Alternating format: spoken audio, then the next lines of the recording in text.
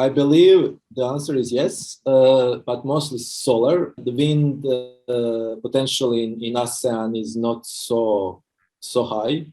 There are only few spots where wind has high efficiency, but solar is definitely way to go. And a good example is Vietnam, as already mentioned, which added in 3 years somewhere between 14 and 15 gigawatts of solar. Other countries, Thailand, Malaysia, Philippines, they already have gigawatts of solar installed. And we do have some other countries lagging behind, but it will catch up soon, especially Indonesia, with this giant waiting to wake up. I mean, we see the current issues and problems in manufacturing facilities because of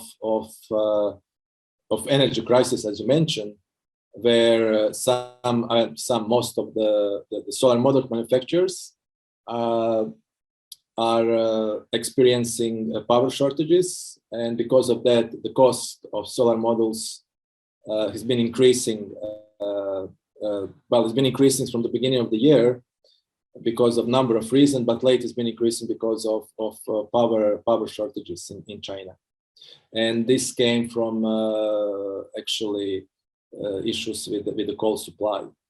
But as well, as you mentioned, the oil is 7 years high, and same thing with natural gas. Energy from renewables, from wind or solar especially. I mean, the feedstock is sunshine and wind. Or development of something we didn't mention, geothermal. So there's no increase of raw materials or feedstock which we need. It's just there. The cost is still high. Of battery storages. We can see decrease in price in the last 5 or 10 years, but in the near future, the cost of the battery storages combining with renewables is still relatively high. So we are probably looking in next 7 to 10 years, by some assumptions, that it will be feasible to go in that directions. But currently, the cost is still too high. In the most countries in the world, back 10, 20 years ago in Europe, everything started with feeding tariffs. And some of the countries in Southeast Asia, in ASEAN, adopted that. Some of the countries did not. And this is the reason why solar took off in as you mentioned, in Philippines. That is the reason why solar took off in Vietnam. And for me, Vietnam is example of if you want to achieve quick development in renewables, in solar, then all the countries should adopt the Vietnam case study. But that will not happen. We do have slow development in beside Thailand, Malaysia, and Philippines, and now Vietnam in other countries. So I believe that tax credits would be some of the directions which countries should move forward, and most of the countries already are having this kind of mechanisms. Feeding tariffs, which would be higher than actual electricity consumers are paying, could work short term. And if we want to accelerate development of renewables in countries which are lagging behind Thailand or Vietnam, then I believe that's actually the way to go. We can see regulations are improving slowly. So what we are waiting currently is renewable energy law, and presidential regulation on renewable energy. So what government did this time, they invited all stakeholders, developers, Renewable Energy Association, Solar Association,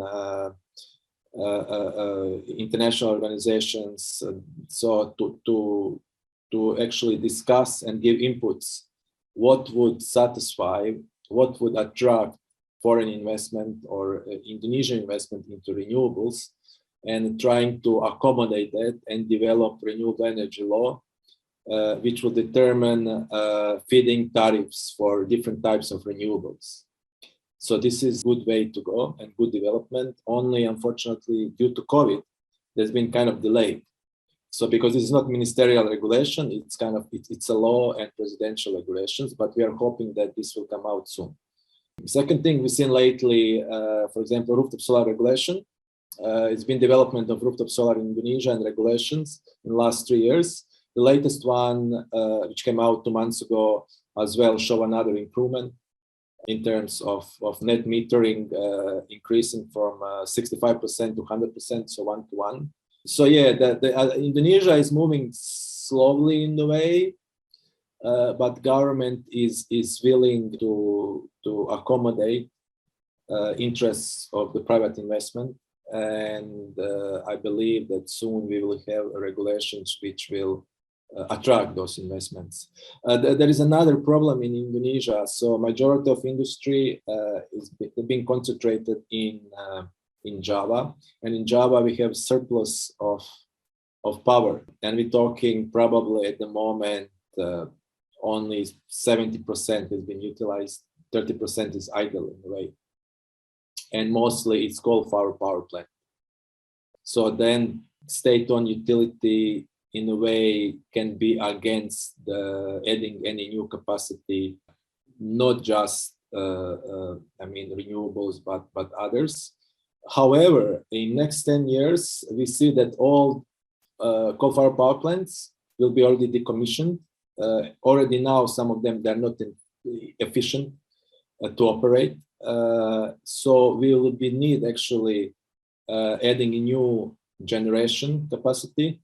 And if we'll be adding renewables, especially solar, so that's kind of the way to move forward. So decommissioning coal-fired power plants, all coal-fired power plants, inefficient ones, and adding more renewables, especially solar in Java.